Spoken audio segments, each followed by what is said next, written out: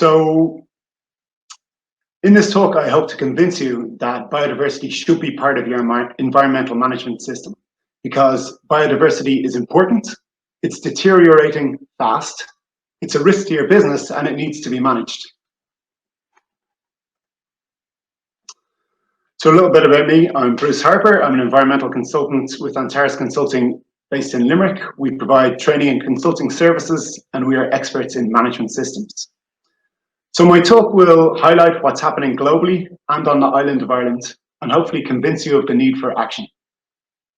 The latter part of my talk will set out how biodiversity can and should be incorporated into the environmental management system, but that obviously is contingent upon you buying into the need for action.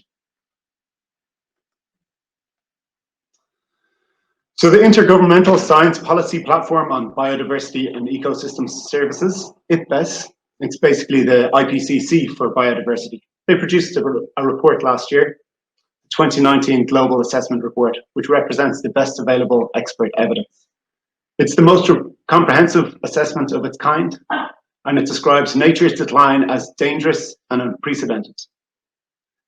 Species extinction rates are accelerating, and the current global response is insufficient. Transformative changes are needed to restore and protect nature. And some of the figures in that report are disturbing. 3/4 of the terrestrial environment has been severely altered to date by human actions, and 2/3 of the marine environment. We've lost more than 85% of wetlands since 1700, and over 40% of amphibian species are threatened with extinction. 25% is the average proportion of species threatened with extinction across terrestrial, freshwater, and marine vertebrate, invertebrate, and plant groups that have been studied in sufficient detail. And we estimate that, they estimate that approximately 10% is the proportion of insect species threatened with extinction. Globally, 1 million wildlife species are threatened with extinction. In Northern Ireland, 11% of all wildlife is threatened with extinction. Population sizes of mammals, birds, fish, amphibians, and reptiles have declined on average by 68% since 1970. And restoration and conservation alone are not enough. It needs to be combined with reduced consumption, reduced pollution, and climate action.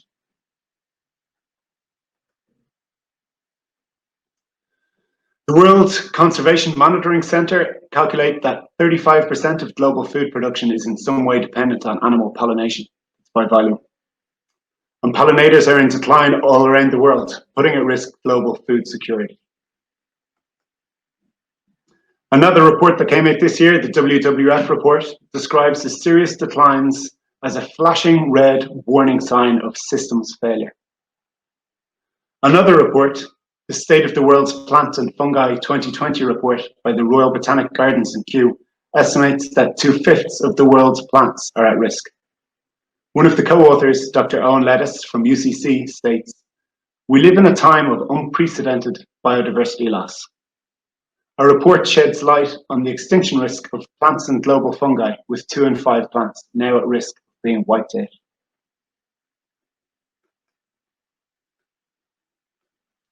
The 5th edition of the Global Biodiversity Outlook is an output of the processes of the Convention on Biological Diversity. It's pretty bleak, and it doesn't really pull any punches. It says humanity stands at a crossroads. Biodiversity is declining at an unprecedented rate, and the pressures driving this decline are intensifying. I'd like to provide a little context in relation to biodiversity and how we're tackling it.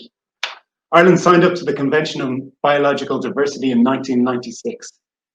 The EU heads of state in 2001 decided that biodiversity decline should be halted, with the aim of reaching this objective by 2010. And when Ireland held the European presidency in 2004, we held a conference on the 2010 biodiversity target, and we produced a roadmap called the Message from Malahide. At the end of 2010, building on the International Year of Biodiversity and the goal of significantly reducing biodiversity loss, the UN General Assembly declared 2011 to 2020 the UN Decade of Biodiversity. And the Convention's Strategic Plan for Biodiversity 2011 to 20 2020, created in 2010, included the Aichi biodiversity targets. So these targets range from an awareness of the values of biodiversity to, by 2020, getting rid of the incentives and subsidies harmful to biodiversity and to end unsustainable fishing, etc. So we have failed to meet our 2010 target. We have failed now again to meet in full any of the 20 Aichi targets adopted by the world's governments a decade ago. We haven't reduced the loss of biodiversity, addressed the pressures, adequately tackled the underlying drivers, or effectively facilitated the enabling conditions. The report states that we need to greatly step up efforts to conserve and restore biodiversity, to address climate change in ways that limit global temperature rise without imposing unintended additional pressures on biodiversity, and transform the way we produce, consume, trade goods and services, most particularly food, that rely on and have an impact on biodiversity.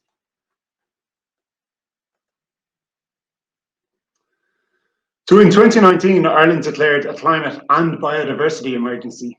And while these issues are being reported in the media, they're not being given the degree of coverage that they weren't. So this is just in case there are people out there who think, well, this is solely about, the Amazon or the orangutans in East Asia. This is a map of biodiversity intactness, and it estimates how the average abundance of native terrestrial species in a region compares with their abundance before pronounced human impacts. So you can rank countries and territories by their biodiversity intactness. And of 240 countries and territories, the Republic of Ireland ranks 13th lowest, and Northern Ireland ranks 12th lowest.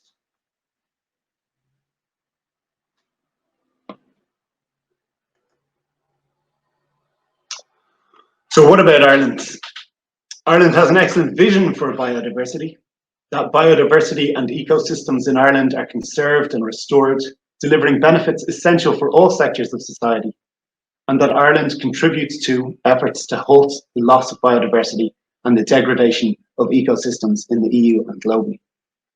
And we have our national biodiversity strategies and our action plans, and we've produced our reports, the 6th national report on Convention of Biological Diversity and the interim review on the implementation of the National Biodiversity Action Plan 2017 to 2021. The reports are not cheerful. They don't make for happy reading. Previously, I mentioned pollinators. There's a 14% reported decline for bee species. 7 out of our 20 species of bumblebee are at risk of extinction.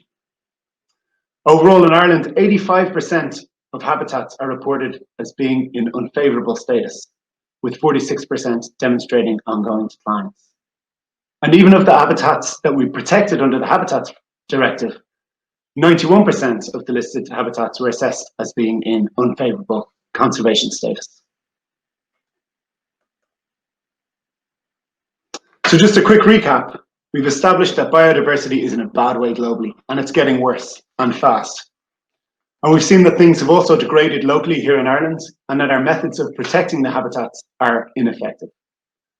So this is aimed at those people who might be tempted to say, well, that is terribly sad and regrettable. But I'm afraid that I have to look at the bottom line, and this really isn't a priority for us right now. And I'd like to acknowledge that, yes, things are probably going to get quite difficult.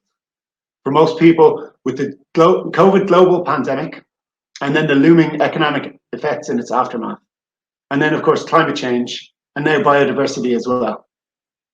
But what is your timeline for addressing these challenges? And do you really think that we have the time to tackle each of these things sequentially and independently? So this slide is from the World Economic Forum, their multi-stakeholders 10-year forecast. And you can see biodiversity loss is ranked number 3 in impact and number 4 in likelihood. And on the right, you'll see the environmental concerns sweep the board in likelihood and the majority of impact. This is new. You can see the concerns going back to 2007, and never before has the environment overall and biodiversity in particular been so prominent. So ignoring biodiversity is not compatible with prudent planning, and neither is it compatible with sustainability. As the IPBES report 2019 states, current negative trends in biodiversity and ecosystems will undermine progress towards 35 out of 44 of the assessed targets of the Sustainable Development Goals related to poverty, hunger, health, water, cities, climate, oceans and land.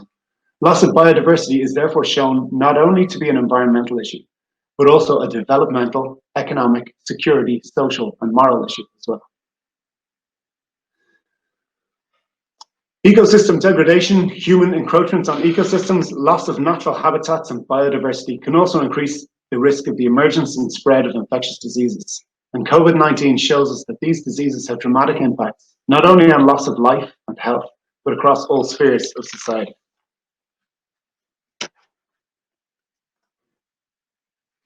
So to conclude my efforts to convince you that biodiversity should be managed, because it's important, it's relevant, it's deteriorating, and it's a risk, and therefore it must be managed. And just to note, things are still progressing. The Leaders' Pledge for Nature was signed by the Taoiseach on the 30th of September and committed to reversing biodiversity loss by 2030. But this is not the first pledge or the first plan to end biodiversity loss. We've also seen moves from business, from industry with the Business for Nature pledges. They've been signed by a bunch of businesses, IKEA, Coca-Cola, Diageo, DuPont, and many others. So businesses are moving increasingly to tackle this issue. Because it's a risk and it has direct or indirect impacts on your business, it should be incorporated into your environmental management system. So I'm going to discuss two management systems, EMAS and ISO 14001. EMAS already requires biodiversity to be considered explicitly. It has biodiversity as an environmental aspect and performance indicator. That is to say, all EMAS certified organizations have to check what kind of negative impacts they have on biodiversity. If it turns out that biodiversity belongs to significant environmental aspects, organizations are required to identify goals and measures and to integrate them into the environmental policy and program. Certain organizations have to report about this aspect, in which they make statements about their land use at a minimum. In addition, they're obliged to use meaningful indicators to prove the continuous reduction in negative impacts on biodiversity. ISO 14001 does not have biodiversity explicitly listed, but where you have determined that biodiversity is important, relevant, and a risk, then biodiversity can be incorporated into the ISO framework in the context, in its environmental policy, the environmental aspects, its objectives, monitoring and review, etc.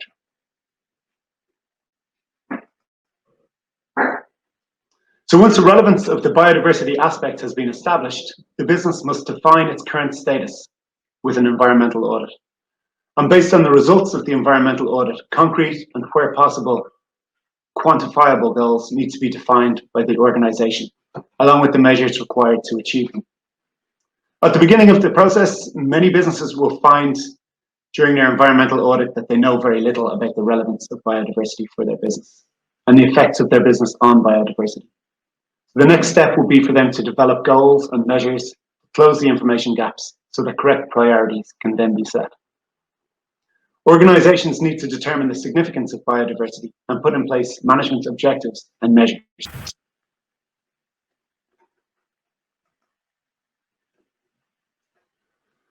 So I suppose I'd like to throw out a challenge. Does your organization's EMS take biodiversity into account?